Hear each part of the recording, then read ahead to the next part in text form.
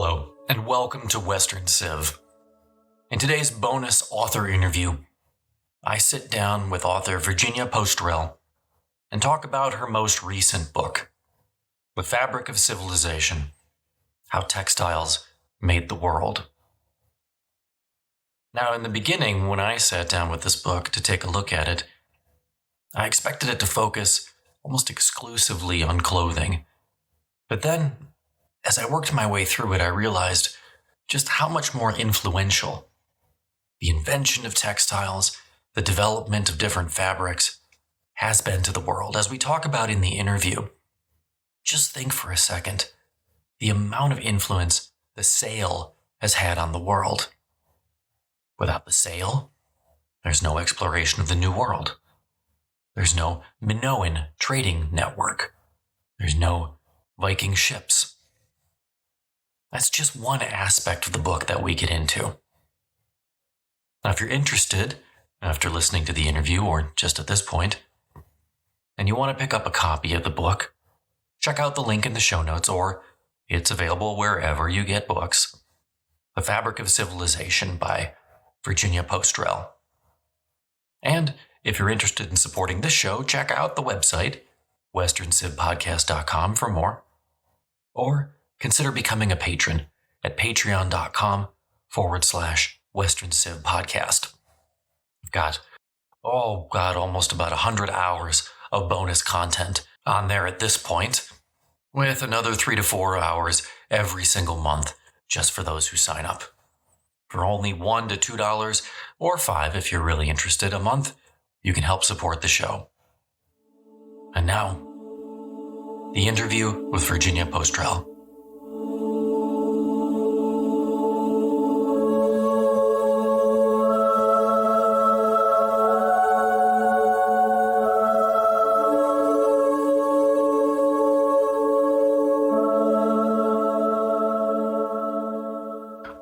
So we're going to talk about here Fabric of Civilization with Virginia Postrel. So I feel like, just kind of jumping off here, that when we talk about textiles historically, we have such a hard time understanding it nowadays because we live in the world of fast fashion, which historically is an anomaly. You know, you buy a piece of clothing nowadays, and the moment that you've purchased it and you put it in your bag, its worth goes to just about zero, which means, clothing has almost no resale value in the modern world, which is totally different from anything that comes before it. And I feel like that gives people pause and difficulty when understanding clothing as a historical phenomenon. Do you agree?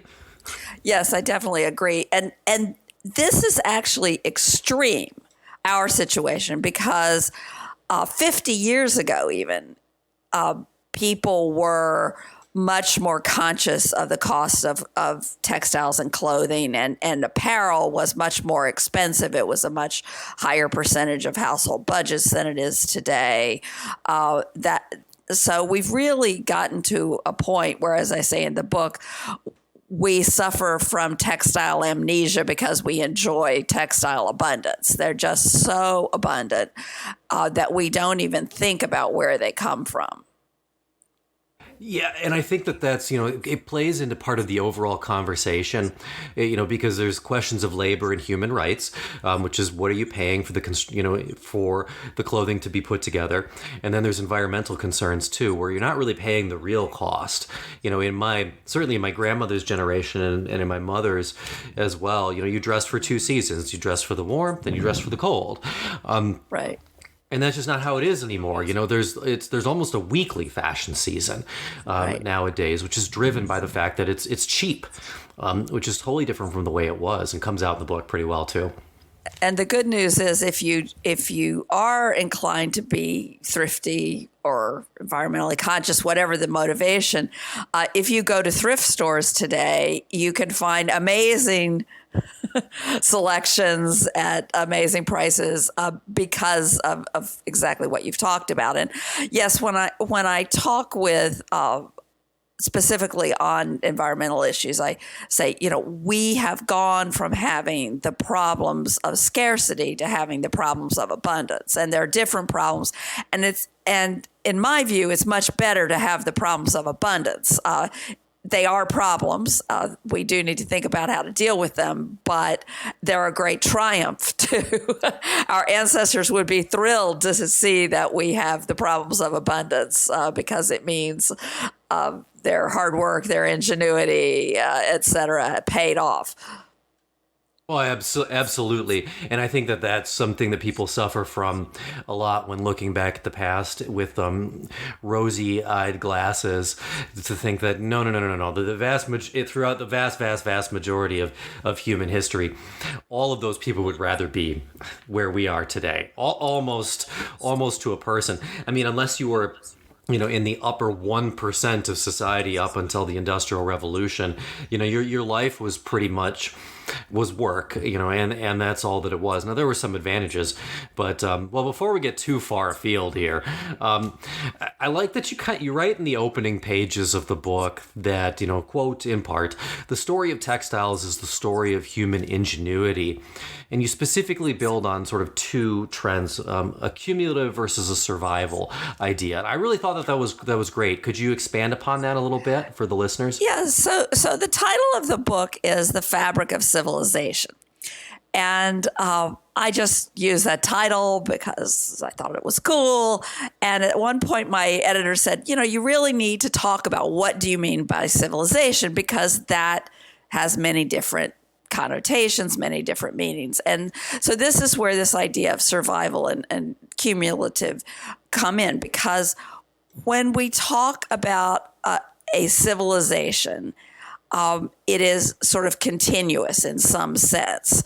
It doesn't mean it's unchanged, but it means you can trace some continuities. And so, for example, as I say in the book, Western Europe in 1980 and Christendom in 1480, I can't remember what date I picked, but, are very different in many different ways, and yet you can trace a continuity. So that's the survival aspect. And then the other idea of a civilization is that there's a sort of cumulative development of survival structures.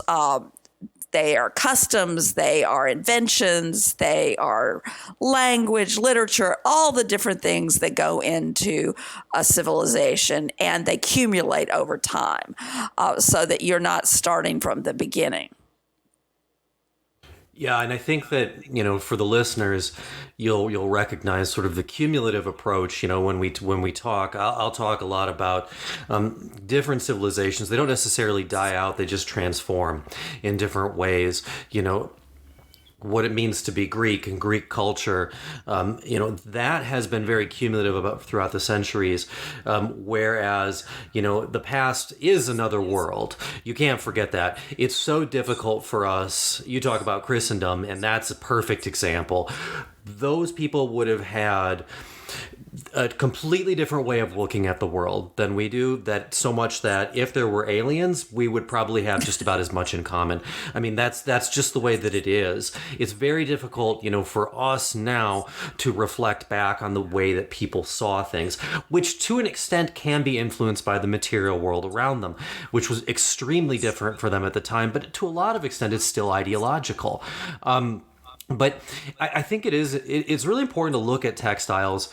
Why do you think so many historians tend to overlook, and histories tend to overlook the role that textiles and cloth and everything else, because I'm using textiles as a real broad heading right now, overlook the role that sort of played in the development of civilization?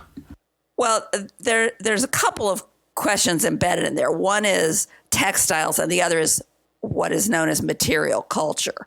And so it's only in recent decades that, really going back to the 80s, it's not so recent anymore, but that material culture as a field of sort of historical inquiry came into its own.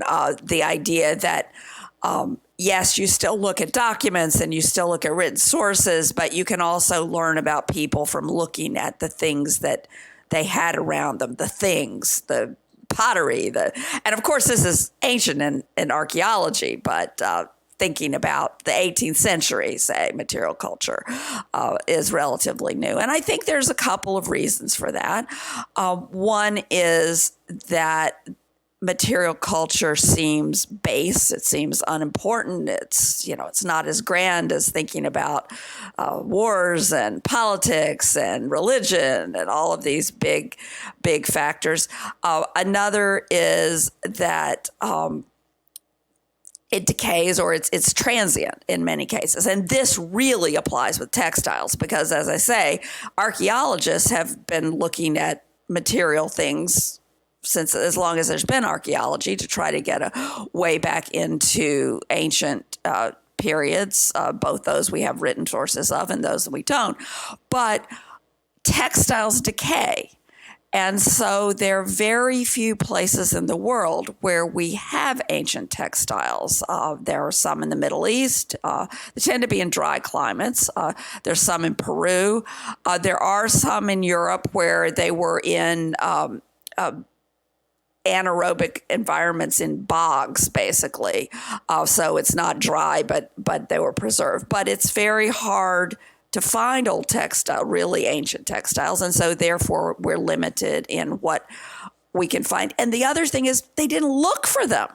And so, for example, for a long time, archaeologists used to, if they had a pot of some sort that had an imprint on it from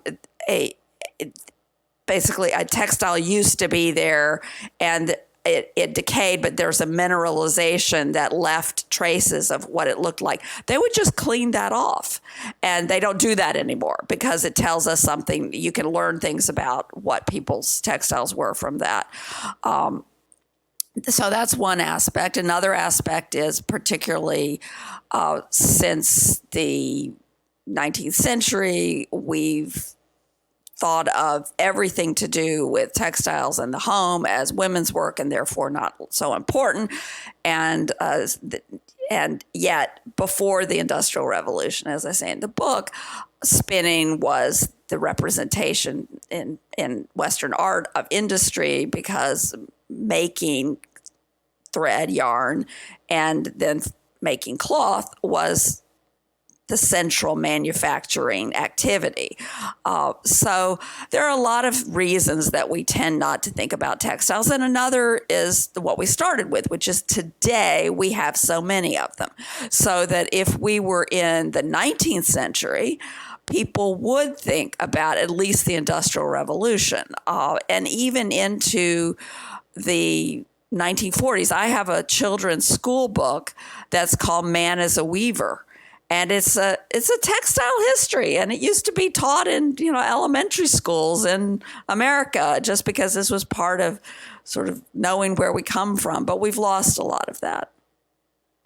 Yeah, I think there's a lot there to unpack, and it really comes through very well in the book. But you're right in a couple of degrees. I mean, up until, I'll say fairly recently, because again, I take a very long historical look, right. History was dominated by, so I'll call it the great man sort of theory, that, history was defined by Caesar Augustus and Napoleon and, King Henry VIII and all of these people, and the rest of it didn't matter, and so on and so forth. And we're changing that now, and so we're kind of reimagining the way that things are working, which is great and important because, let's face it, the vast majority of people were not English monarchs in history.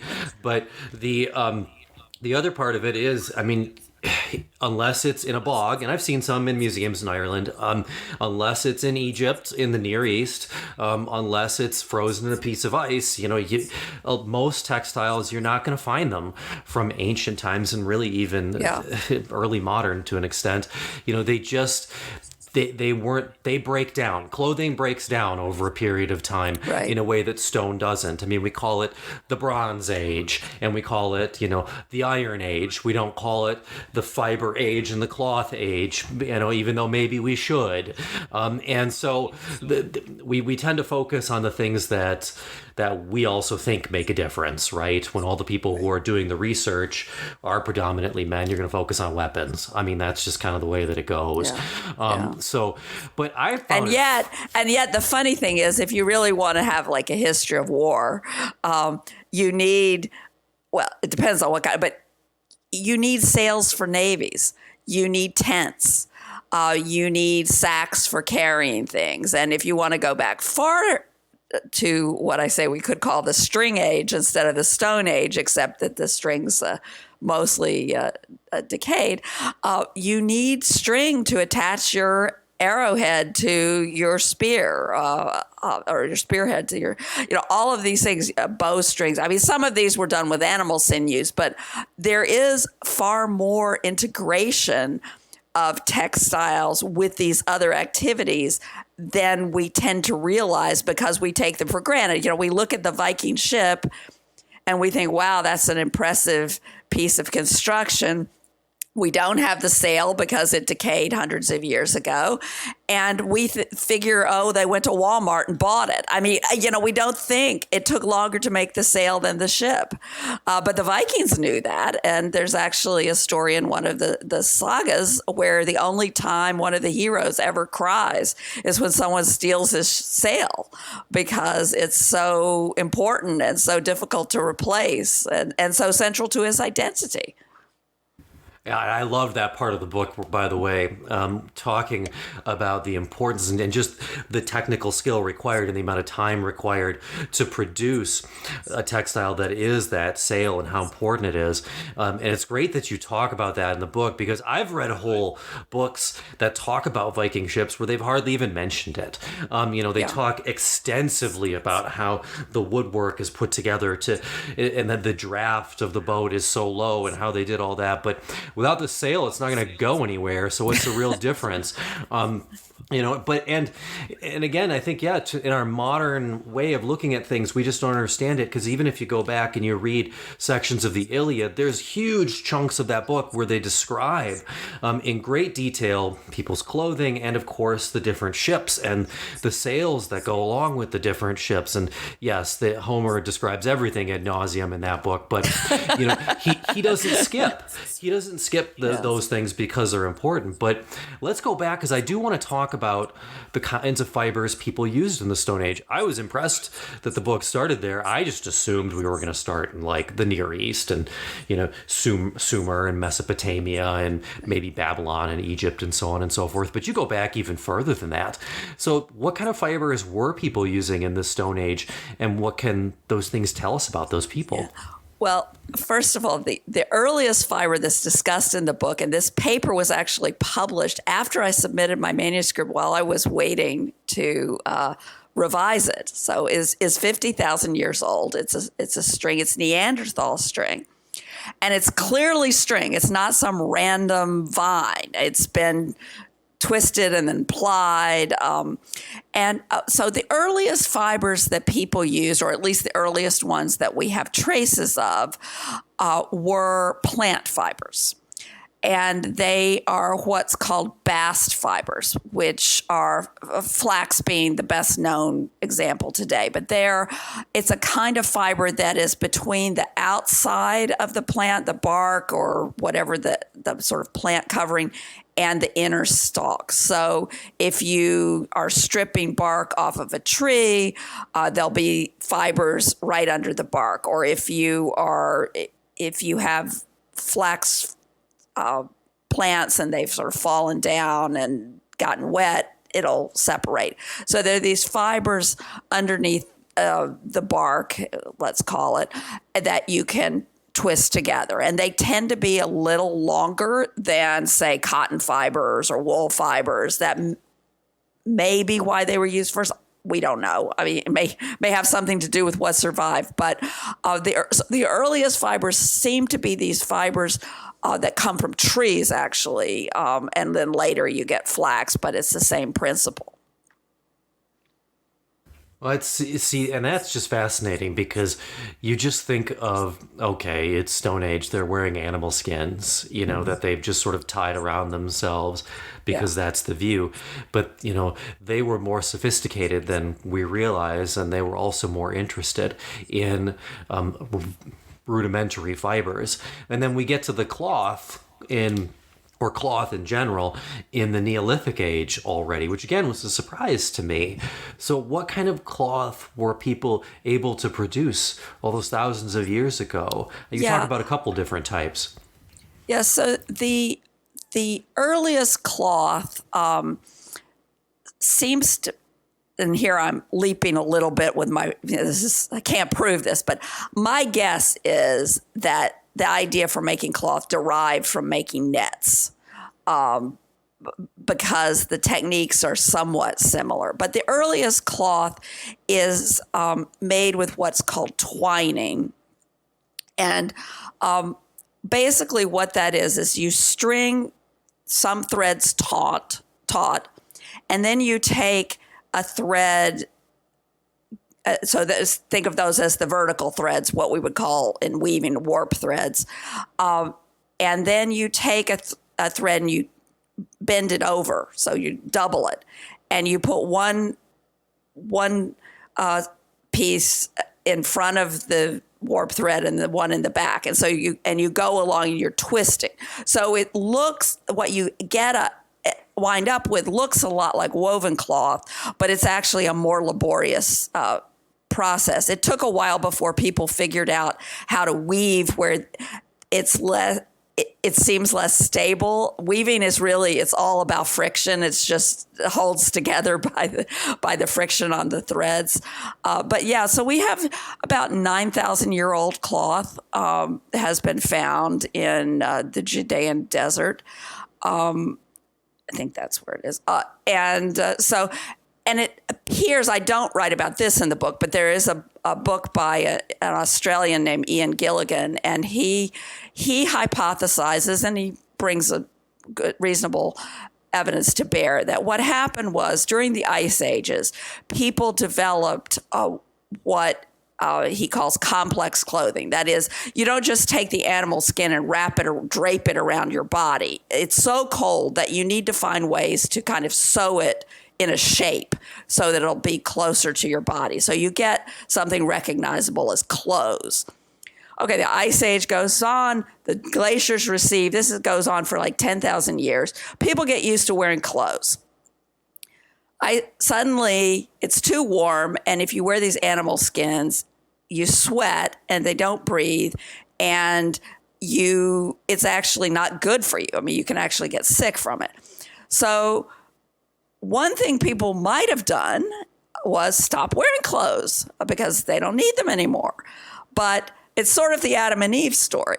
People had gotten used to wearing clothes. There were social norms. You didn't want to run around with no clothes on.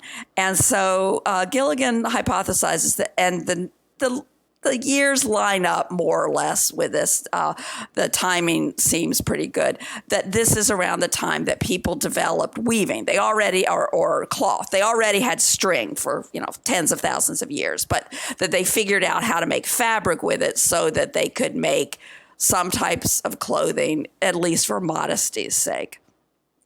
And that this then also jumpstarts agriculture, or at least gives it a boost, because while we know that hunting and gathering continued well into, what we would call civilization, settled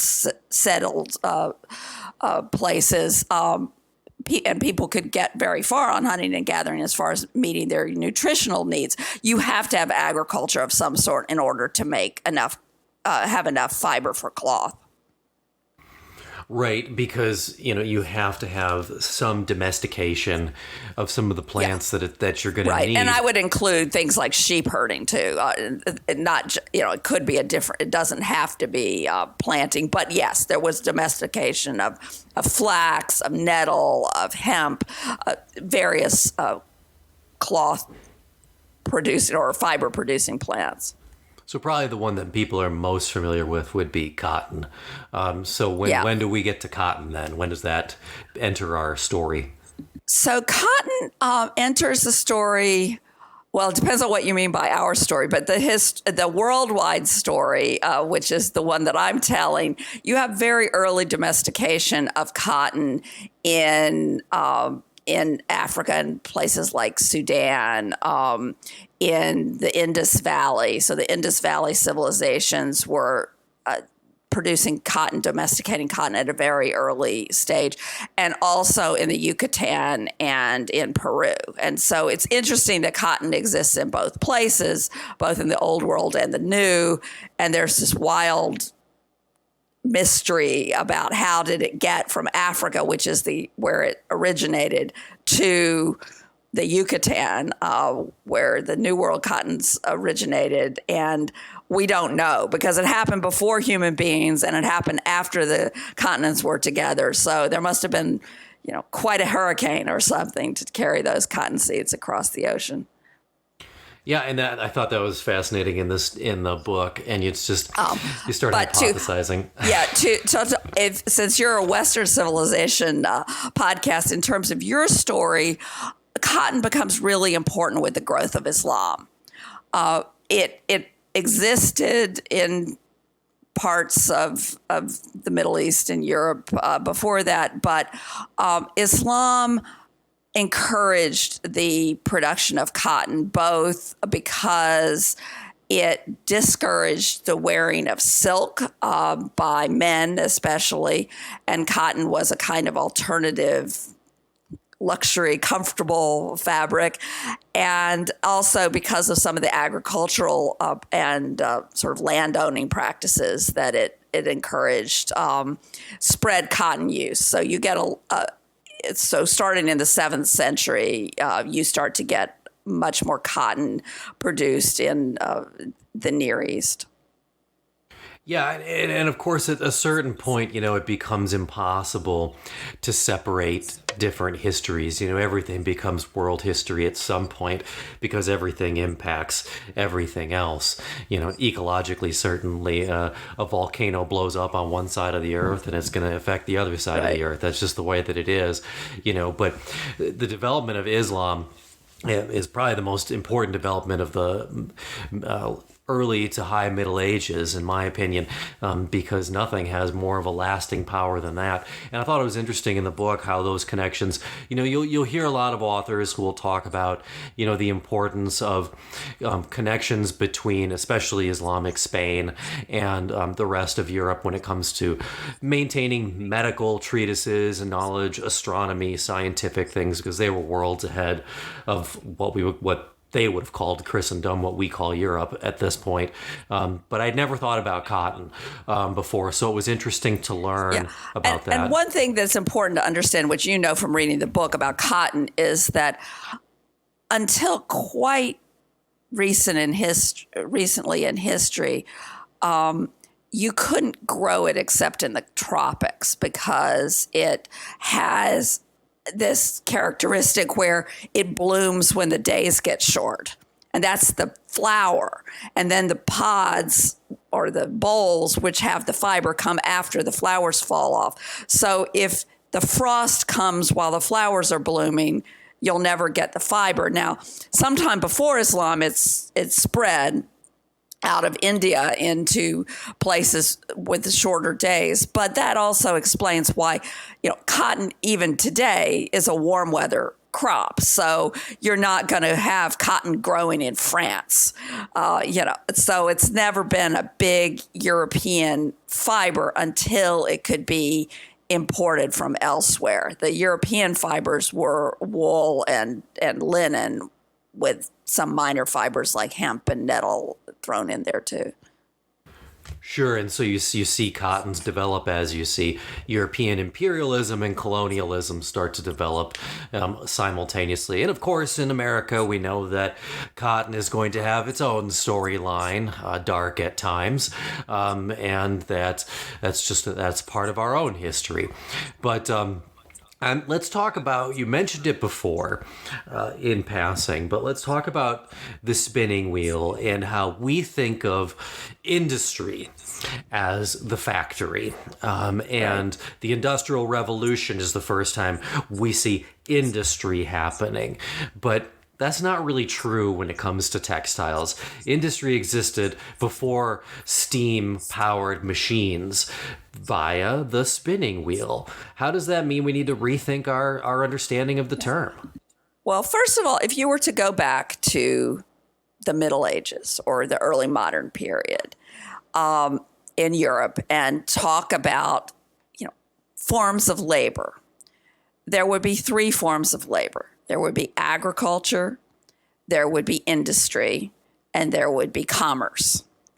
And those, and in art, there were allegories of those people, representing those concepts. And so agriculture, we know what that is. It's growing plants, raising animals. Commerce is trading, merchants selling and buying and selling. And industry is producing things, making things. And so the representation of that in European art was a woman spinning. Now, there are two basic ways that spinning has been done around the world. The oldest and most ubiquitous is what's called the drop spindle. And this is what you'll see on Greek vases. It's basically a stick with a weight on it. And you feed fiber onto the stick. The weight helps keep it spinning in the air. And that's how you spin thread. And it's quite tricky. I've tried to do it. I mean, once you get good at it, it looks like magic. The fiber just seems to be coming out of the air, and you understand why, whether it's in Greek mythology or Norse mythology, we get this idea of spinning as a metaphor for birth or creation, the fates, all that sort of thing. And that drop spindle was invented everywhere, basically. And this is how women, and it was pretty much all women, made thread everywhere. And as I talk in the book, you needed vast quantities of thread to make anything, and it took forever to make that thread.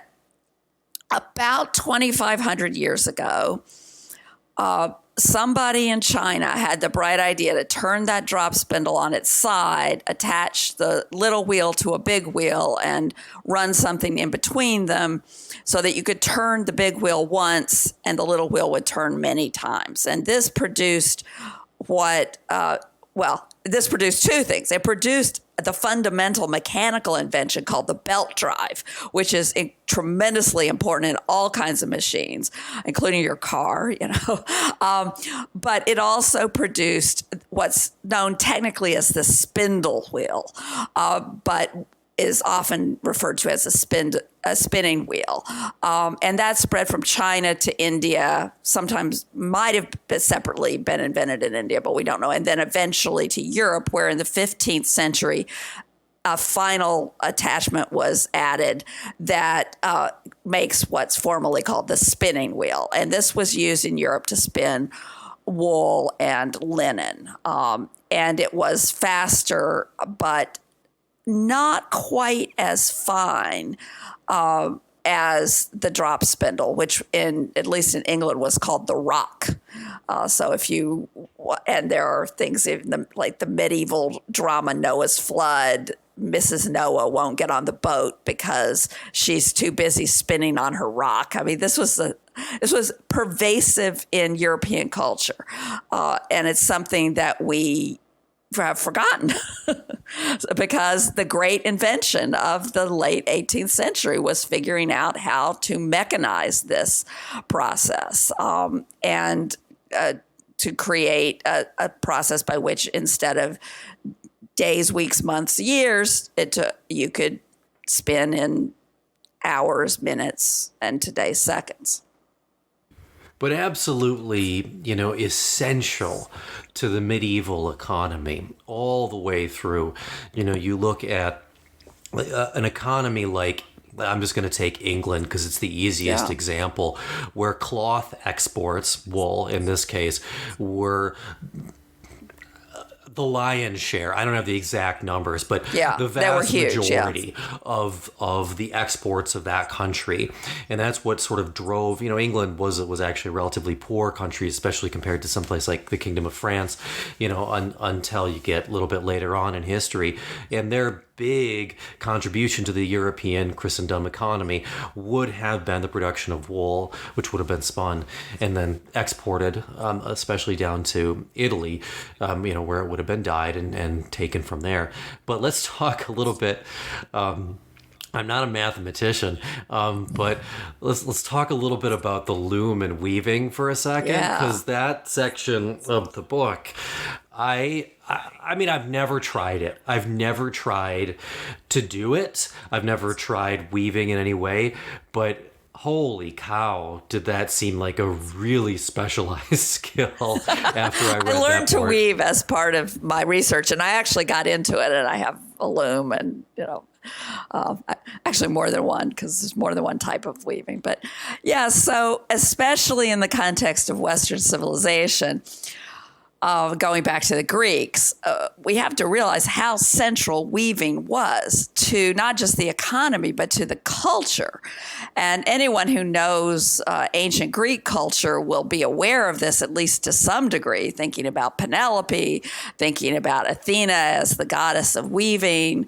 What did that mean? And so very early on in the book, I talk about how the central technologies in Greek life, the sail and the loom, they use the same word, histos, which is the upper beams of the loom or the beam for the sail.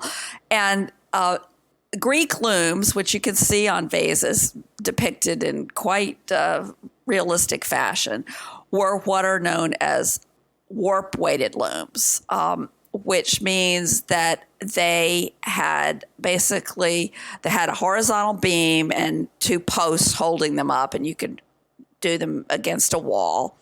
And you put the warp threads, that's the threads that are held in tension, were secured with weights at the bottom. And this is one thing, going back to our discussion about archaeology,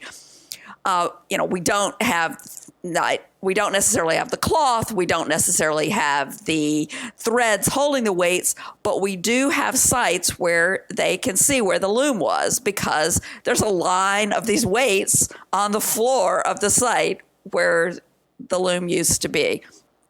And Greek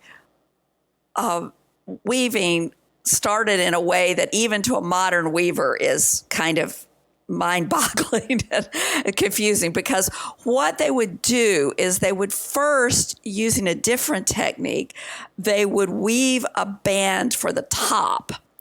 But then instead of having it tight on both sides, if you think about a piece of cloth, it's finished on both sides where the thread goes back and forth. Instead of having tight on both sides, they would let those threads be really long on one side.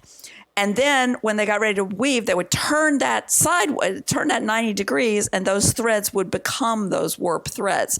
So in order to do this effectively, and again, you can see this on various vases, we have pictures, you have to be really good at arithmetic, and not just add, subtract, multiply, and divide, but understanding things like prime numbers and how to know if one thing is divisible by another, things that are the earliest algorithms. And so that idea that Greek weaving, which was a central activity that everybody in ancient Athens knew about weaving, whether they actually did it or not, because it was such a culturally central activity, that helped inspire, or it seems to have helped inspire, some of the early mathematical understandings. But there are different kinds of looms developed in different ways all over the world.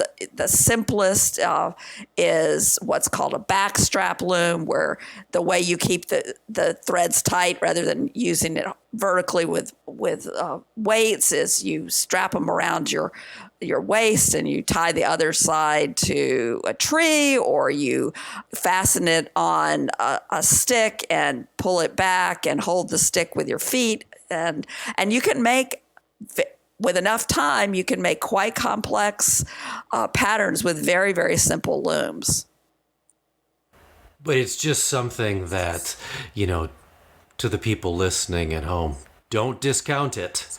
Don't look at this and say like, well, this was an easy job. This was something, the woman would be raising the kids in her spare time. She would just quickly, put together some cloth. This is really complicated, and it's a complicated and really specific task. I've gone to different recreations. I've held a hoplite shield and done other stuff, and I could do that. It would take me an eternity to learn how to do some of these things. And Athena is also the goddess of weaving, and she's the goddess of battle strategy too. Yeah. So she is the goddess of a lot of sort of intelligent arts, and I think that speaks to itself there. This is just, and if you can't clothe yourself, what are you going to war for? It's not, and it is, you're right. We talked about it before, that textiles do also play such a tangential and important aspect when it comes to all kinds of different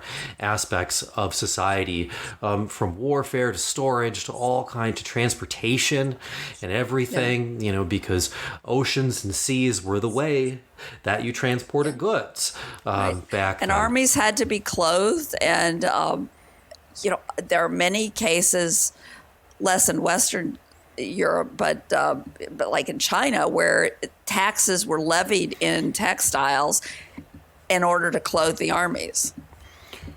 Right, and that actually gets me, there was a time when, textiles weren't just textiles. They were actually, they were commodities that you could exchange in lieu of currency in some cases.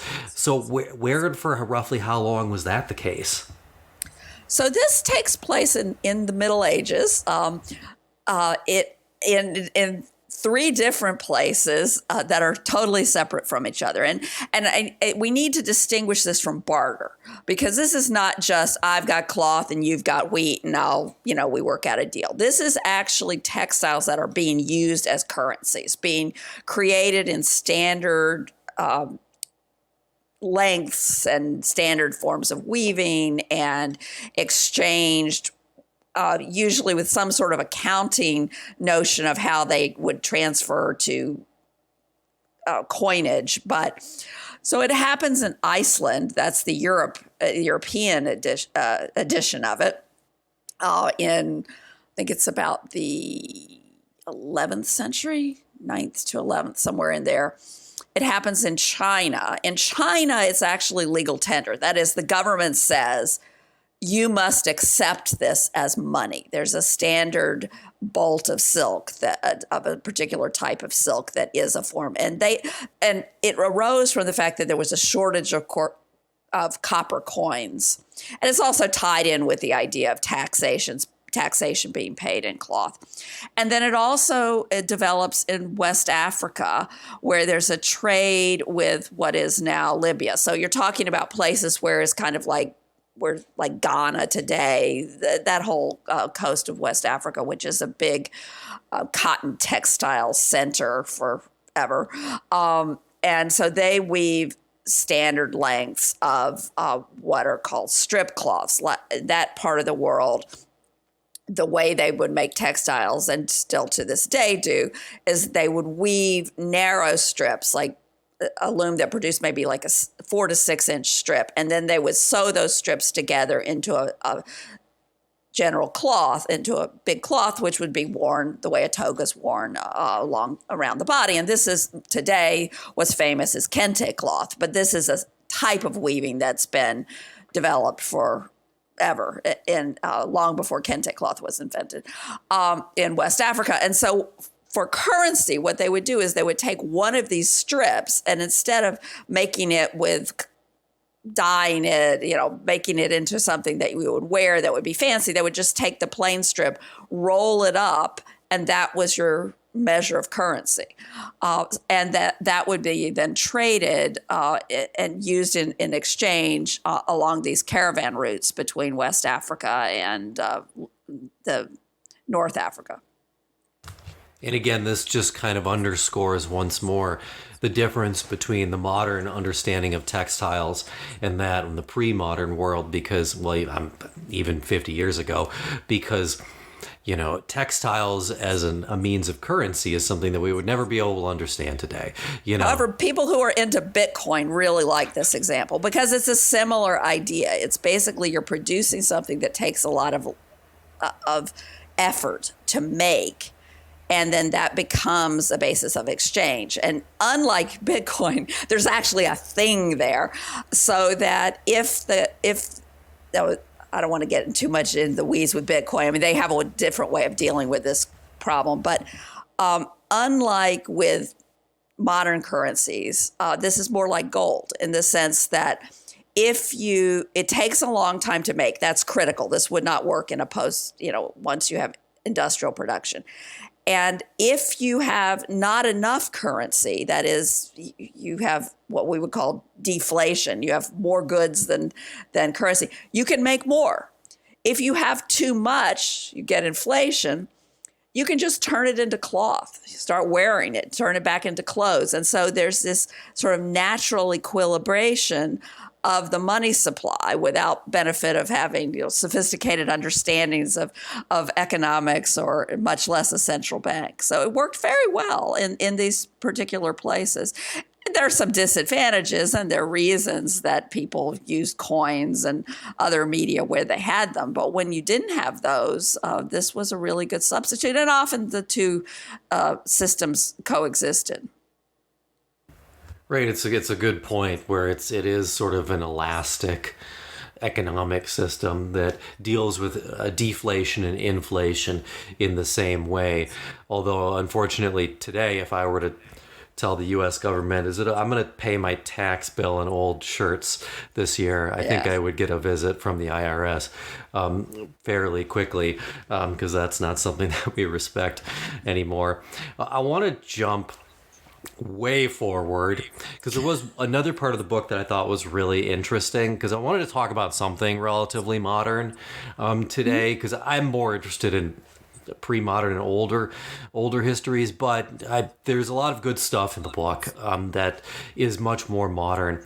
So let's talk about kind of the revolution in the textile industry in the early 20th century. We've got DuPont, which is a name that most people will know, and Wallace Carruthers, who some people might know, but these two really do revolutionize the textile industry in the early 20th century. And what do they do, and how do they do it, and what's such a big deal about it? Yeah. So Wallace Carruthers was a brilliant chemist and sort of eccentric guy, troubled in many, many ways, suffered from depression, alcoholism and stuff. But he was a chemical genius. And he had a job at Harvard. And DuPont was starting and this is in the 20s, DuPont was starting a research lab. They wanted to have a research and development sort of focus to develop new products, but also just to do science. And the idea was that we could get some brainy people to come around here and it would be good for our company. So they tried to hire him, but he told them no. Then they came back. Anyway, they eventually hired him. And the first problem that he worked on was not a practical problem. It was a theoretical problem. It was a theoretical problem in chemistry, because the chemists knew that there were these substances that had really huge molecular weights, that they seemed to have like way too many atoms in them. It didn't make sense. It didn't conform with any of the theories that were extant at that time. And the theory was we're doing something wrong. These aren't single molecules. They're like different molecules that are kind of squished together in some way that we're measuring. And that was the dominant idea. But Carruthers thought that they might actually be single molecules. And to make a long story short, he figured out what are known as polymers, that in fact there were these long chains of molecules that could be basically any length. They could be enormous, that were created by repeating certain patterns in the molecules. And so that was his great theoretical contribution. And had he lived, likely, I would think he would have gotten a Nobel Prize in chemistry.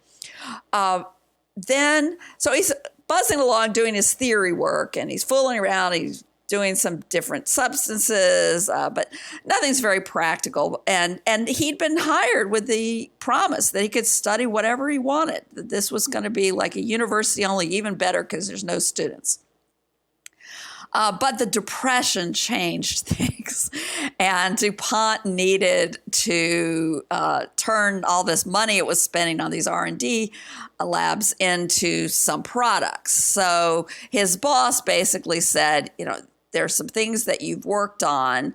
Why don't you go back to those? And there's more detail in the book. And this particular kind of polymer, which is called an amine, he says, wool is that type of thing. We know the structure of wool. Why don't you work on that? And he ended up doing so, and he invented nylon, which was the first truly synthetic fiber. Before that, there were what are known technically as artificial fibers. That is, fibers like rayon that are made from processing chemically things that exist in nature. Rayon's made from cellulose, wood pulp, or old jeans. I mean, there are different ways you can make rayon, but this was the first truly synthetic fiber made in a lab, and it came out in 1939. It was promised to be ladies' hosiery. That was going to be its great application, but then the war intervened, and so it became really important to the war effort. They made parachutes, which had been previously and still were silk. They made various cording, all kinds of things, because it was this very strong, water resistant. It had many positive characteristics. So this was the first polymer, the first synthetic fiber, and it revolutionized the world. I mean, because it's not only the synthetic fibers, which later on you get polyester and other ones, but also plastics, because they're essentially the same material. They're just in different forms. Yeah, so, and again, just another way of understanding the world through a different lens and looking at all the tangential impacts that textiles have had, because nylon, it turns into this great military, useful substance during World War II. It provides the groundwork for plastics, which we all use today. These are all those sorts of ways that you start to see the connectedness of history when you take a step back for a second and you don't just look at the big individuals. And that's what I think is so cool about books like this. Well, the book is, I don't have the physical book. I've got the PDF. It's 320 pages in my PDF version. Yeah, that sounds right. I like to say, people, it's a big subject, but it's a normal size book. And my challenge as a writer was coming up with a structure that would allow this great sweep of time and place, while also being under control. And I think I succeeded in that. Yes, and actually that's an interesting point to bring it up for the listeners. It's not purely we don't go year by year. It's not purely chronological in the book. You're also looking at the development of the different types of textiles and fibers over time. And I think that was really effective. Yeah. Each chapter proceeds more or less chronologically, but each chapter has a theme and also a stage in the textile journey. So fiber, thread, cloth, dye, traders, consumers, and then something called innovators, which starts with Carruthers. And then there are themes like there's no such thing as a natural fiber, or in the case of cloth, it's cloth as embodied code, and the mathematics that are there. Dye is the history of chemistry. So, and those themes told me what to leave out. I mean, there's great stuff that I didn't get into in the book just because I'm writing a book, not a library. Yeah, and that's a fair point. But was there anything else that, I mean, there's a lot in the book. We're obviously not going to go through. This isn't an audiobook, ladies and gentlemen. If you like. However, the book is available as an audiobook if you want that. And I think it'd be a good audiobook too. But if you like what you're hearing, then definitely go to the link in the show notes and check out where to get it. You can get it wherever books are sold, of course. But was there anything else that you really wanted to tell us about textiles? And I think we hit on a lot of really important things. I think the dye chapter is, I'm not going to go into any of the specifics, but it's super interesting. People really like that chapter, and that gets into a lot of chemical history. And if you're interested in the Middle Ages or the early modern period, there's a lot of interesting stuff there. You can learn about Tyrian purple and how totally disgusting it was, things like that. One thing, just since I mentioned the audiobook, one of the complaints people have about the audiobook is that in the book, I say things like a historian writes blah, blah, blah. And my editor told me to do that so that it wouldn't be a sea of names. And the book has huge amounts of footnotes. In the audiobook, there are no footnotes. However, there are footnotes on my website. So you can find them if you need them. Yes, and I appreciate the streamlining approach, because if I don't need to know the name of the historian for the rest of the book, then I don't need to know the name of the historian in the first place. Right. And I think that's the right way to go about it. And yes, for the listeners, the dye chapter is fascinating. I didn't go into it in the questions here because it is. We could spend 3 hours just talking about that, to be honest with you. It's got so much. You could probably write a book just about that whole process and the development historically of that. But all right, great. Well, we're up on time, and thanks so much for coming on. Thank you. It's been great. Thank you very much.